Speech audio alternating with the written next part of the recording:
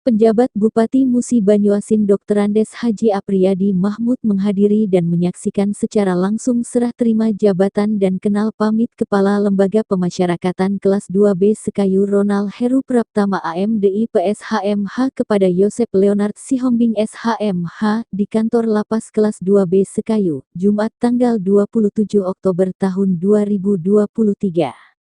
Dalam sambutannya PJ Bupati Muba Haji Apriyadi mengucapkan terima kasih atas kontribusi dan dedikasinya kepada Kepala Lapas yang lama Ronald Heru Praptama. Tentunya selama Pak Ronald menjadi Kepala Lapas di Sekayu telah memberikan banyak sekali kontribusi untuk kemajuan Muba khususnya di bagian lembaga pemasyarakatan. Tak ada kata lain selain ucapan terima kasih. Selamat bertugas di tempat yang baru, semoga silaturahmi bisa tetap terjalin, ungkapnya. Kepada Kepala Lembaga Pemasyarakatan Kelas 2B Sekayu yang baru Yosep Leonard Sihombing SHMH, kami ucapkan selamat datang dan selamat bergabung.